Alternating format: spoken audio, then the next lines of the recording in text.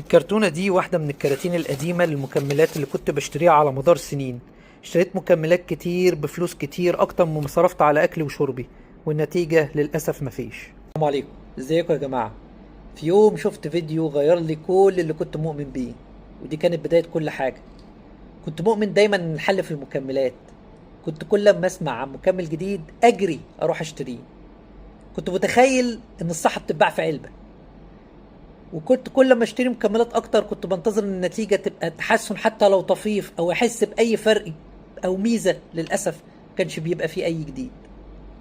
الفيديو اللي صدمني وخلاني افكر كان فيديو الدكتور كريم علي.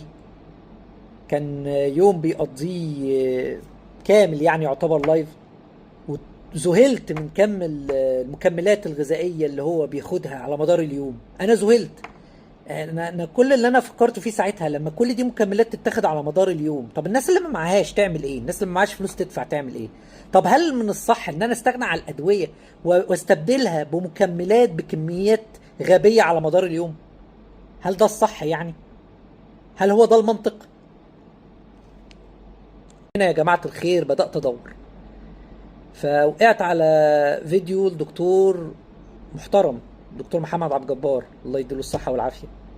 طبعا الراجل كان بيتكلم على ان المكملات، ان ده وهم مكملات وبتسويق وتجاره وبزنس وكده. يعني ابتديت اسمع وابتديت بصراحه اقتنع بالكلام، لان انا للاسف من ساعه ما دخلت في دايره فيديوهات كريم علي والكلام ده كله، كل شويه يقول لك ده يعني ده بقى اللي هو يعني هيجيب من الاخر، ده اللي هيحل لك كل مشاكلك، ده المكمل اللي بص وبعدين يتباعوا يقول لك ايه؟ يقول لك لا، المكمل ده عشان يساعد المكمل ده عشان يساعد المكمل التاني عشان ايه ده؟ ايه ده؟ دايره وحلقه مفرغه ما بتنتهيش. من هنا قررت اوقف مكملات. بصراحه كنت محبط. وبعدين في مرة بقلب على اليوتيوب وفوجئت بفيديو قدامي للإعلامي، الله يديله الصحة والعافية، إنسان بحترمه جدا، الأستاذ محمود سعد، مع دكتور ضياء العوضي. ودي كانت أول مرة أشوف فيها دكتور ضياء العوضي، الله يرحمه ويحسن إليه.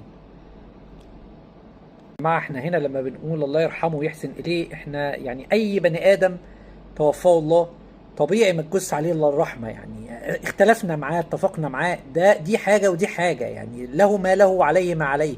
هو بشر والبشر يصيب ويخطئ يعني. ففي النهايه احنا بس بنتكلم في النقطه دي، ان ده انسان توفاه الله، فطبيعي جدا ان احنا نترحم عليه.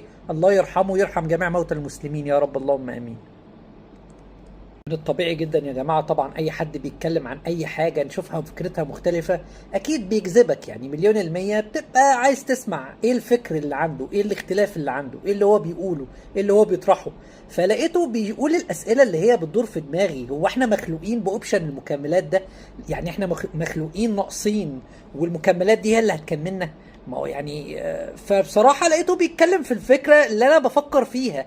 يعني بس ده راجل، ده مجاله وده عمله، فابتدى هو يتكلم فيه ويبحث فيه ويطلع بنظريته يعني. لكن في الاول وفي الاخر انا شخص عادي، لا انا طبيب ولا انا كيميائي ولا الكلام ده عشان اتكلم في الطب يعني. تمام.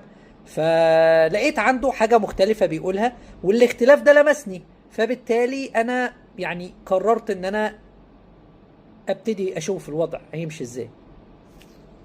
هنا يا جماعة الخير بدأت رحلتي مع نظام الطيبات. طبعا يعني انا مش عايز اقول لكم انا ما وثقتش، يعني انا الحمد لله بقالي يمكن اكتر من شهرين على نظام الطيبات، ما وثقتش الرحلة دي، لان توثيقها مش هيضيف جديد، لان ناس كتيرة جدا قتل الموضوع بحثا، ناس كتير جدا وثقت، واليوم العاشر واليوم الحداشر ومش عارف ايه واليوم الستين انا حابب ان انا اتناول موضوع نظام الطيبات من زاوية تانية مختلفة.